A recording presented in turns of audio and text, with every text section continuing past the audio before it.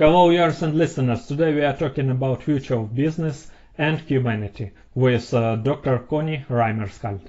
Dr. Connie is a certified futurist, certified professional coach, and Gallup certified strengths coach who has served for more than 150 companies and 25,000 individuals. She is a scientist who studies and writes about leadership, humanity, biology, and nature. Dr. Connie is the founder of Wild Innovation, a consulting and coaching company focused on helping leaders to take strengths-based approach to understand and prepare for the future. Also, Dr. Connie is an aspiring influencer focused on helping women how to have more fun so they can change their lives and the world to a place of positivity. Really. Hello, Dr. Connie. It's my pleasure to have you on my channel. I'm so excited to be here. Thank you for this invitation. Okay, Connie, could you tell us, please, a little bit about your job? Absolutely. So I am a futurist, and I'm also a leadership coach. And what I do is really help leaders better understand and prepare for the future. I think when people hear the title futurist, I get a lot of, ooh, that's a really cool title. But it's actually a discipline and a study in itself. So really taking strategic foresight, principles, and tools and helping leaders really prepare for a great future. You know, what does that look like for them and how can they achieve what they want to achieve, but also being aware of things they may not be seeing. Okay. Connie, what are current trends in business? A lot of the trends I see right now, of course, we're in the middle of COVID, right? And so that really changed a lot of the trends that we were seeing. And some, I should say it's changed some, it hasn't changed them all. I think it's sort of exponentially helped them take off in ways that we were waiting for and maybe would have been 10 years out. And COVID is something we would call a wild card, right? We knew there would probably be something like this that happened at some point in time. We just didn't know how big it would be or what would cause it.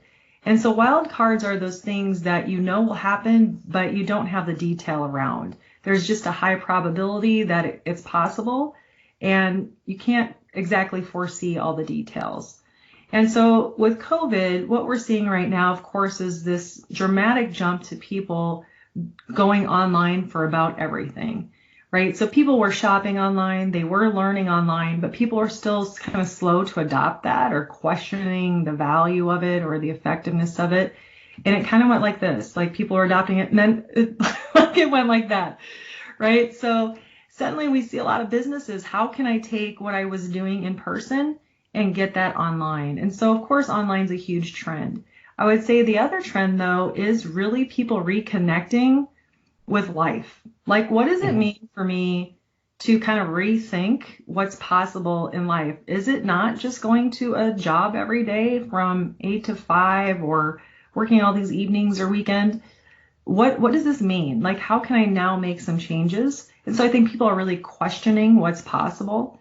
I think that's a huge business trend. And I think businesses too now are really rethinking how they do business. So what does it mean to do business in an era that's really changed how people interact with one another, how they consume products and what they want to consume? Because we see, people, mental health itself is a huge trend. Like, how do we increase our capacity for better mental health and well-being, even in challenging times? And I think we'll continue to see those shifts happen. And I'm glad to see more conversation around sustainability again. That kind of took a back burner for a long time. But I think people are like, okay, can we be successful in business and in life, but at the same time, do it so people are in a good space, have a good life, but we also aren't like totally pillaging the planet. Connie, what megatrends are shaping the future of business? Aging is huge. So aging is a huge mega trend. We've seen that, really growing around the world. Our planet is getting older. The people in our planet are getting older. And in 2035, in places like the US, older adults will outnumber children. Now that was before COVID. So that's who knows how COVID has changed that, because you also have the situation where that COVID really affected the older population. But, we have a group called the AARP here in the United States, and they estimate that group of, older Americans aged 65, 50 or more generate $7.6 trillion of economic activity every year. And so you're starting to see more products and services for that aging group, the in-home healthcare, different products to support like magnification so people can read, even technology that supports, aging people. How can we create something where they can stay at home longer? Maybe someday we'll see that robot, with them to provide companionship, but also assistance. And I think, that's been a huge piece. And for me personally, that's been pretty big. A lot of the clients that I coach are high achieving women, especially, but men too, but that are in midlife, because, I would say our career folks in middle age have largely been ignored, but it's no longer that they're thinking about retirement at age 45, 50. They still may have another 10, 20, 30 years that they want to work or generate some sort of income. And so I see a lot of companies want help in that space, but also a lot of individuals. Okay, great. Connie, what is a good business to start in 2020? I would say anything people want to buy. Like, this is what I really loved about like our correspondence before this interview. I think this is a great time, and I'll go back to the trends piece. People are really like, okay, I've been thinking about a business for a long time, or I've had a side gig, or I've been thinking about starting, a side hustle. Anything you can do where people want to pay for it, try it. So I even have been encouraging my children. I worked at a university for 25 years, and I had a consulting business on the side where it was just me. I left that last year permanently, so now I'm full-time in my business. And, I'm a parent. I have 2 kids, and, they're young yet. So my daughter just turned 13, so I officially have a teenager. And so one of her summer projects, she's actually developing a business plan of her own. Because I'm like, you know what? If you want to do things, figure out how you can make money. And 2 of the things that she came up with, of course, were mowing lawns and babysitting. I'm like, great. Pencil that out. At least get started in that space. Go see if you like it. Go see who needs it. But, for her, she knows how to mow a lawn. She knows how to cook and take care of kids. Find those pain points people have and solve them. And I think I think sometimes we get lost in our head a little bit on, I want to be this $1 million business and do only this. But it's really a series of experiments along the way. And so I would say there's not any one best business, that any business that you can start today where you can get a client doing something that they're going to pay you for, try it and start experimenting and take a step. And I think it's making those calculated risks and those little investments that start helping you figure out really how to scale something if that's the route you want to go. Perfect. Connie, global recession, COVID-19. I am not sure, maybe global warming. Is it a good time to start business in 2020? Yes, I would say it absolutely is, because as much, how do I say this? As a futurist, one thing we really like to make sure people understand is that there are multiple futures out there. There's not one direct path from COVID to this outcome. Rather, there's all these multiple futures. But those futures are really impacted by your beliefs, your mindset, and your ability to move forward. So one of the first steps, in that type of question is it a good time to start a business? Is really thinking about what your vision is for yourself. Is that something you really want to do, or does it just sound kind of sexy? I think everybody thinks now like being an entrepreneur is kind of really cool. And which is true. I'm not gonna lie. That part, I love it. But at the same time, it's also okay to just start that side hustle or side gig. But there are a lot of opportunities right now in this COVID situation too. And I think, one of the sessions I teach is how to think and lead like a futurist and why, right? Why would you want to do it? And so right now we're hearing a lot of the challenge around COVID, and we're hearing a lot of, the doom and gloom, which is very serious. And I'm not discounting that. But at the same time, what are the new things that are happening in this space? And because of COVID right now, you see all these people making masks and selling them on Etsy, for example. How do you evolve a mask beyond what it is now? What will that look like in the future? And I think part of it really is choosing your own future. And that's what I love about entrepreneurship. Choose that future and go after it. At the university, one of the things I really started noticing, most of our big donors, they either did well in the corporate sector or they were entrepreneurs. They were not workers for somebody else. Mm-hmm. Connie, for people who want to be in demand, what industries will blow up in the future? I think healthcare is going to continue to be big. I mean, obviously it's been big now. It's going to continue to be huge, especially you combine COVID with the aging population, and people want to live really well as they age. It's not that they just want to disappear. I think as more and more goes online, of course, we're seeing, high demand in the online space, but people also crave connection to one another, and they also crave meaning in their life. And so I think, continuing to evolve this experience economy that we've had in ways that it can accommodate the current situation and build a different future will be really important. I've noticed in our area, I live in a very rural area in Nebraska. People are outside, so they're fishing, they're camping, they're hiking. And I think people are starting to rediscover the importance of the outdoors. They're like, wow, this is pretty amazing out here. And not only that, it does help, science shows us, research shows us that, with well-being being in the forefront right now, medication alone doesn't really do much to help our mental state, but it's the combination of professional help, maybe medication, but also exercise is important. And things like vitamin D, where there's been a huge vitamin D deficiency globally for years. All we need to do with that is get outside and quit putting on so much chemical sunscreen on the largest organ of our body, our skin, and really use what nature gave us.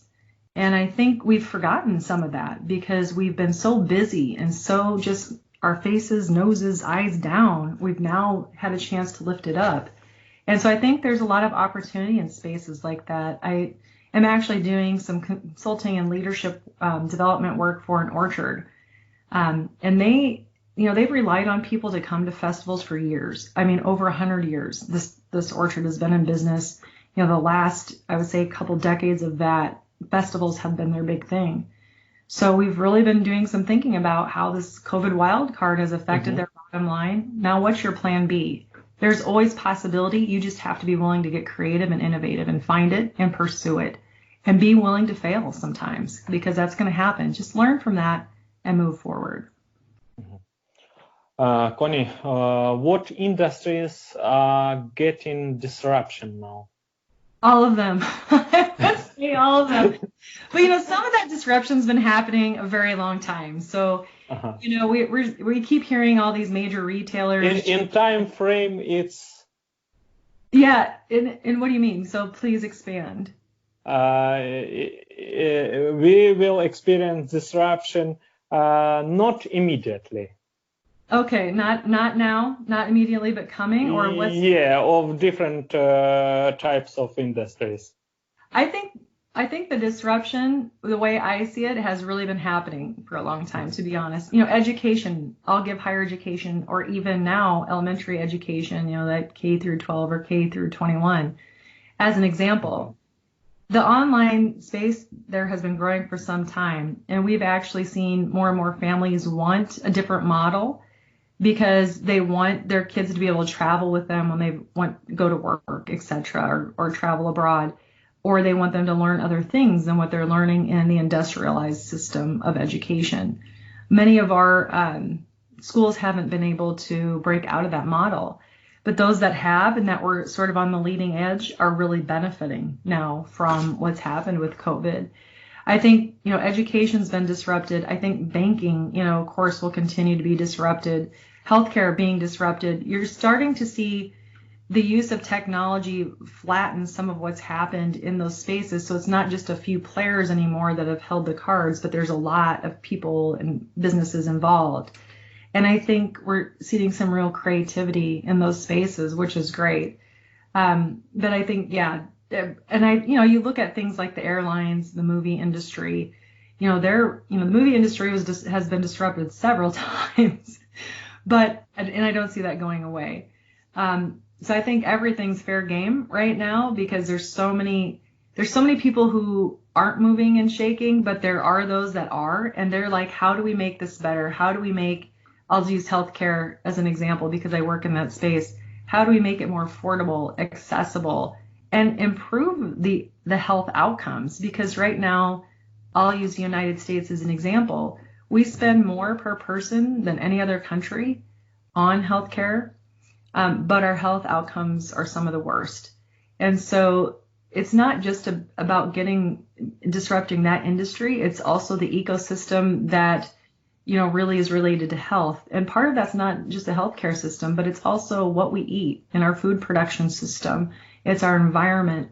So it's really taking a systems approach to disrupting I would say in that case, disrupting health outcomes. Mm-hmm. Do we want to be the country that has some of the most obese, unhealthy people in the world? That's a decision we have to make. And we have to decide if we want a different future than that. Disrupt ourselves, I guess is what I'm saying. It's a good time to do that. Great. Connie, in your opinion, what majors should people pick up? Can you ask me that again? Majors? Yeah. In your opinion, what majors should people pick up? I think, this is an interesting question to me because I had to do a lot of thinking around it. I am really, even with my own kids, as I said, I'm a mom. I'm like, I don't want them just to pick a major. I want them to do cool things and have fun and make money doing it. That's what I want to do. I want them to push themselves and push boundaries and, really create things that are valuable to the world. And I'm not sure there's one major that I get excited about, that does that. But what I love is, at the University of Nebraska, for example, we have an entrepreneurship program, but we also have an entrepreneurship program in agriculture. So it's the Agribusiness Entrepreneurship Program that was started several years ago. And I love that idea of intersecting entrepreneurship with every major. Because if you're a teacher, you still need to be entrepreneurial, right? We still need employees that are very entrepreneurial. We need them to take those calculated risks and to innovate and to create value for their students and for the communities that they serve. And that's actually, I started my research in that space, it was a long time ago, back in the early 2000s. I studied, how do we help create the entrepreneurial learner of the 21st century? So at that time, I was teaching a lot online, and I was the director of a distance education program in entomology, which is actually the study of insects. But what I would see is that we would have two students in the same program, and they would both move in the same semester. And these were adult learners that were learning online. And this was even before Facebook or any of that. So this is kind of in the stone ages of distance learning, I feel like. But they would move. One of them would stay in the program and do well, and one of them would just drop out. And so we wanted to know, I was really curious about how do we help them be more successful, as a university, because we still see in online courses, sometimes they're very transactional. And I really, as I teach my own online courses, want them to be a transformation for people, right? We want them to have, something that they're gaining out of it that's valuable to them. And what I found, so I used the entrepreneurial learner of the 21st century model. So we looked at risk taking, I looked at locus of control and need for achievement, and as that sort of construct. And what I found is what people really wanted in order for them to be more entrepreneurial and get through the great times, but also those challenging times, was personal fulfillment. they want to feel fulfilled. They want to get something out of what they're doing and they're spending their time on. So I would say your majors should really fulfill you. But what I would encourage people to do before they pick a major is really vision out what they want their future to be. Because it's not just about the major. We see people in majors that graduate from different majors in every industry. But really think about what you want for your future, not what the university or your parents want. And I think honestly, this is what I work with my own kids on. I'd love that for us to really help people take a more strengths-based approach to their future, because I am a strengths coach as well through Gallup. What are you naturally really great at? And how can you generate, economic success and personal success, life that feels good to you from that? So I think and we also had a lot of grads that would come out of our program at a master's or PhD level and come back for more business. And so if anything, I don't think it's about one major. I think it's about combining a couple areas where you can create a program that suits you best. And I think business and entrepreneurship should be part of all of them. Amazing.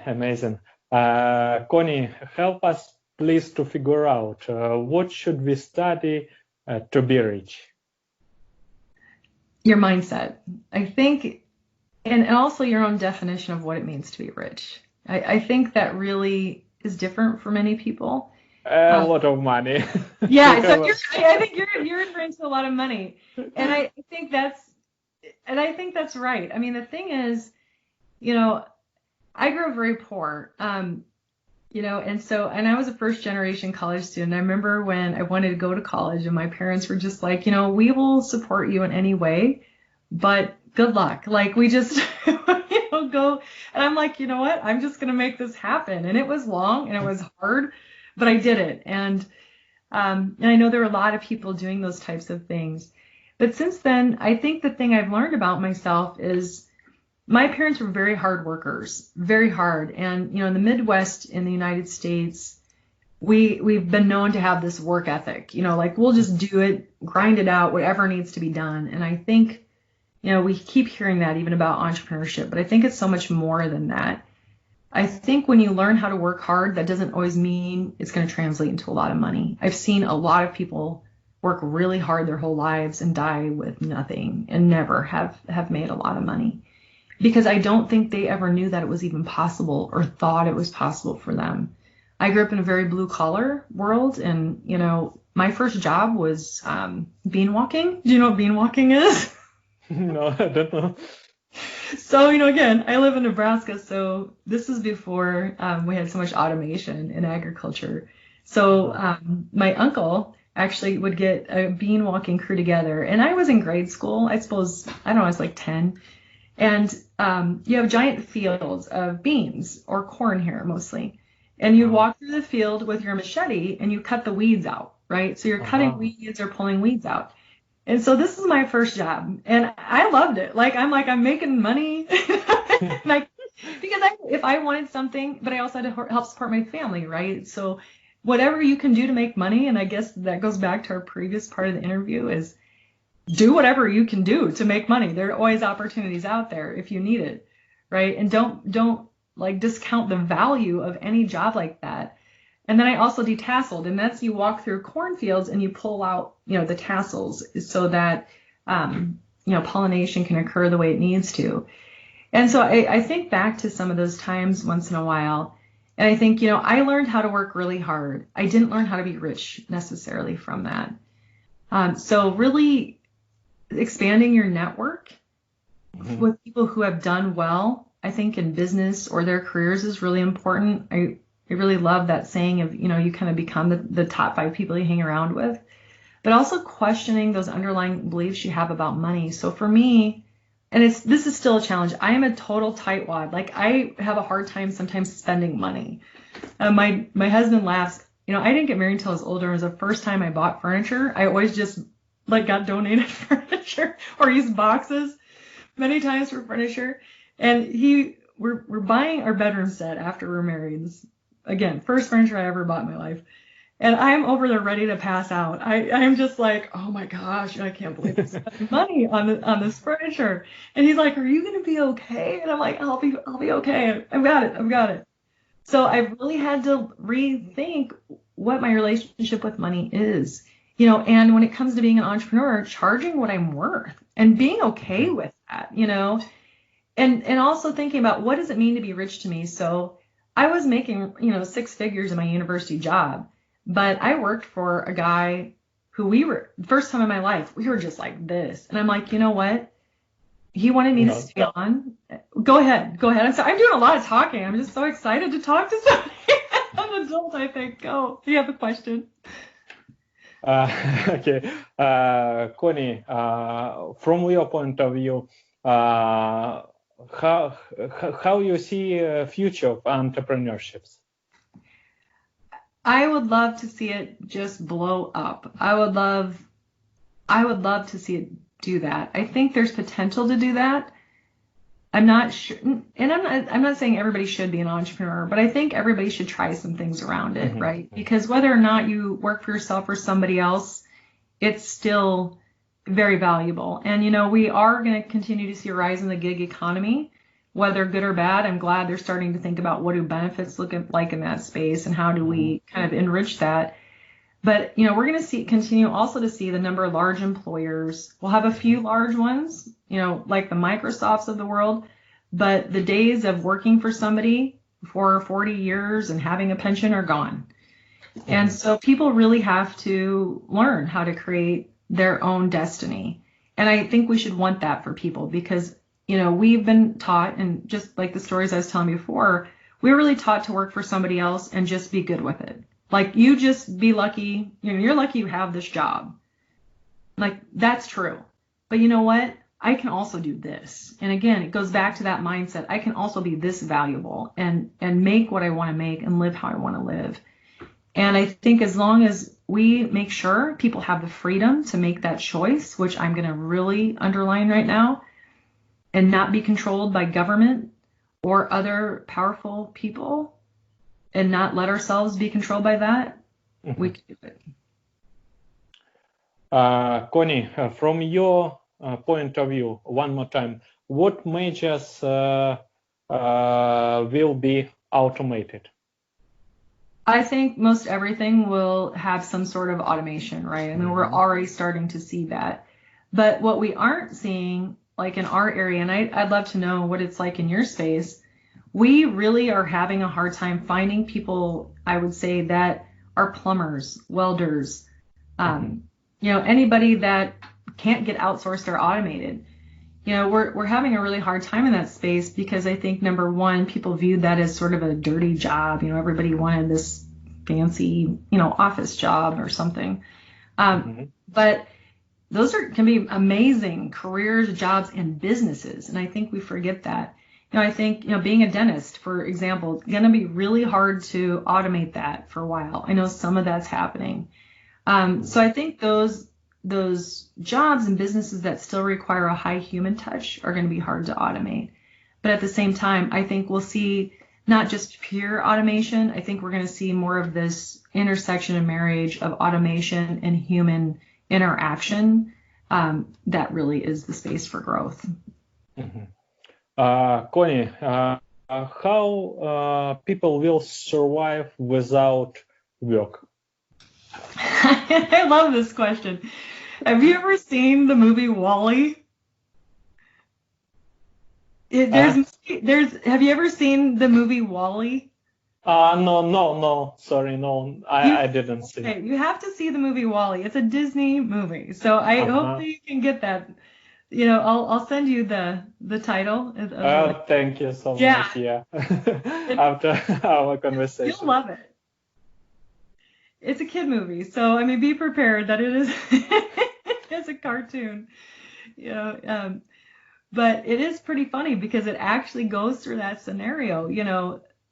Humans have decimated Earth, nothing grows anymore, so they have to go live on this ship, but nobody works. They're all in these scooters, because they've been eating, slushies and so much food all the time, so they don't even walk. They can't even walk anymore because they haven't used their bodies enough. So this is where while you can see many times where science fiction becomes science fact, this is what we don't want to have happen, in my opinion.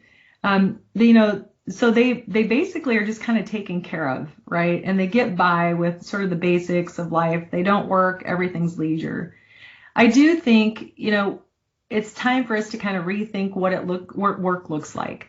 And so I think, for me, and we've been really working with this, and one of the clients I've been working with, it's not just about the time you're putting in, especially if it's not a physical job where you have to be there, but it's also about the productivity, right? Mm-hmm. So often it's sort of like, okay, you show up to work at this time and then you left at this time.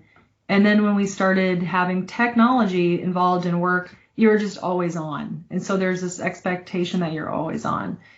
And I think now it's kind of like, how can I generate a good living and live a good life, but also make sure to have some leisure time and some time off? And I don't get too worried about not working. I like working, so for me that's good. But working smart. Yes, I think working smart is right. And I also get a little nervous that sometimes some people have just lost that want to create something, and maybe even in their leisure time, it's not productive leisure time. I think we don't want people to just show up and hang in the world. We want them to make a contribution and tap into their talents and strengths so they can make that contribution. You know what I mean?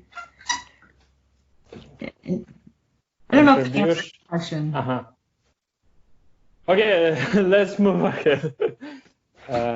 Connie, soon self-driving cars and automation in food industry take millions workplaces. How authorities in different countries prepare for this? Maybe they already trying to create new jobs and opportunities. Maybe that they are trying to smooth this process of losing jobs, technological unemployment. Yeah, I think countries really do need to have a more robust focus on this, to be quite honest, mm-hmm. and help people upskill and retrain to be part of this automation process. I think there's little bits and pieces going on. I don't really see a lot of, I would say, like global, like how do we do this as a global society, or even like a nation? How do we make this a strategic priority, mm-hmm. as a nation? I think it still happens mostly at the local level, which is fine, but I think it also needs, a bigger focus at higher levels. Mm-hmm. And, for example, I know here in Nebraska, we do a lot of trucking, big semi trucks hauling, goods around the country because we're the center of the United States. And they are really working to automate that because they want to take the people part out. I think, as we talked about trends earlier, one of the things we'll start seeing is a way bigger investment in automation and robotics, because companies now want to move that faster because people are going to get sick, for example, and not be able to come to work. They still want the productivity. And I think that's going to really change what the world of work looks like. I think there's always going to be work, but I would really want people, we talked about majors before, so I talked about business and entrepreneurship, but the other big one is learning about technology, right? I think that's so important, not just now, but the future, and really, really having that as part of what we're all learning about, because it happens so fast and we don't always know what's going on at a place like Amazon or Microsoft. I'd love for more of that to happen. I actually last year was able to have a dinner, and the CEO of Microsoft was there, Satya Nadella, and he said that what he would love to see is all students really know how to code and understand, technology more and what's happening. And I thought that was brilliant, because I thought, we really haven't been doing that. And I think there's a way for us to do that better. And he has this amazing, global perspective and futures perspective. and rethinking what that all means so that, while you're even in high school, here would be considered high school, you already can have a business. You can already be coding. We worked with Apple a lot as well around coding camps because wherever you live, you can code. And we're short coders, globally. People are always looking for coders. So how can we help people, not just have to go do a minimum wage job somewhere, at a fast food restaurant, but maybe they can learn to code when they're 10. And by the time, they're 20, they have their own coding business. Mm-hmm. Or employees, I should say. Yeah, great. Connie, what do you think? Who will win after next level of automation? Will it be people who own technologies, capital, oligarchs, or average people, average employees? I wish I could say it were the average employees, but I think the winners in the automation are going to be the people in the companies that automate and provide those products and solutions that really evolve that space. It's going to be the Googles, the Microsofts, the Amazons, and also the unicorns and startups that I think continue to disrupt that space as well. Mm-hmm. So yeah, I think people will be part of it, but I think some of those companies now are just so huge and have such a big presence in the world. It's really hard to imagine that not being the case. And I'd love to hear something different around that if people have different thoughts. Okay. Connie, in your opinion, how should we prepare for technological unemployment and for changes on the labor market? I think rather than waiting to be unemployed, continue to always invest in yourself. I think, is that possible to have technological unemployment? Yet, and it's going to happen. But there's also, again, new opportunities within that space. So if you see it, this is where you want to kind of put your futurist hat on, right? Look at what you're doing. Look at what's going to happen in that space. Even in the next 3 years, we're going to see some major changes, especially because of COVID in these spaces. So, think about how you want to move forward and take the steps to do it. Be the leader of your own life. I think that's the thing I work with people on the most, because so often we're sitting back waiting for somebody else to tell us what to do or something to happen. Take that leadership role, be a futurist, lead your own life, and create the future you want. Don't let yourself just get automated. And if you do, take the steps you need to move on. And that's a process that's not always easy, but it is possible. Okay. Connie, how do you see future of business in 5 and 10 years? I think we will see major changes in the way we interact online, with 5G coming in, and that won't be everywhere. I know some of our rural areas will be some of the last to be connected. Mm-hmm. But, can you imagine online shopping now that more and more people are doing it, but instead of just seeing something, you have sort of this experience with the product. You're able to smell it, feel it, be part of it, so you actually know if it fits. You're going to be able to customize it.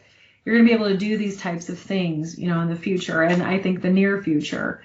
But at the same time, I think we're also going to see people might decide they need less stuff. So this whole idea of dematerialization, I know, we love our stuff too. So it's sort of this love-hate relationship. We like, I think, the status and the ego part of stuff. But, you're also starting to see how that's changing. So, you have the whole athleisure space, for example, where, this year I thought it was great where I saw swimsuits. You can wear them to work, but you can also wear things to the beach. So I may not need as many things, in my closet. Work and life aren't so separate anymore. So I think as technology continues to change, that'll be one thing. But The other thing we need to be aware of are the demographic shifts of how the world's changing and those psychographic shifts. What do consumers now need and want? They've kind of gone away, I would say, at this point from some of the more luxury. Well, that's hard to give up for many. I get it, fine. But some have never had that either. Now they're focused on food. Food has become a big issue. So, for example, here in the U.S., I don't know if it's the same there, but we're really looking at this meat shortage. We kind of went from the shortage of toilet paper and paper towels to now a shortage of meat. And so I think as people kind of struggle with those basic needs, if those are met, it'll be helpful. But if they're not, that will be a different outcome in the future. And so I guess what I see in the future of business and the labor market are various scenarios that are possible, depending on sort of the want-need mindset of people, but also countries. Connie, so one more time, our future employment bring to us more wealth? I think it's possible to have more wealth. I think you've got to be willing to create that future with the wealth, though. I think that requires some experimenting, but it also requires a mindset of doing things differently than what you've done in the past. And that sometimes can be a stretch for people, but not always. And I think it also takes time. I think that's where people sometimes get into something and maybe give up too soon because it might be too challenging. So you've got to make sure it's something that you're willing to work through and feel fulfilled as you move forward. But it also needs to be something that there's a want in the marketplace for. Connie, and what do you see in the business now that you even didn't expect to see 3 years ago? I don't know that much has actually surprised me, to be honest. I think what surprises me the most is that people are surprised by some of what's happening. And I think, like, for example, some of these big retail stores, struggling, I'm not really surprised. I mean, now that people can, buy what they want, when they want, and it's so much easier in so many ways online, why would you go to a store if it didn't really provide any extra value to you? So I don't know that I've really been surprised by anything. I think the thing that surprises me maybe the most is the mindset of people.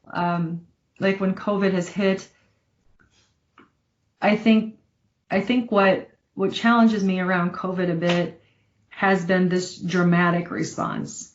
I'm not saying there's not a traumatic aspect to it. I mean, obviously there is, but there's a lot more drama around not just COVID, but everything in life. And I wish people could, if we're going to use technology and social media, use them for good and not to make everything dramatic. I think, we see that in the news as well, right? Every headline is, some sort of, you might be getting a snowstorm. You would think it's going to be the worst blizzard ever, and I think everybody's gotten so desperate to have people read or engage with their material online because it's a very crowded space as well.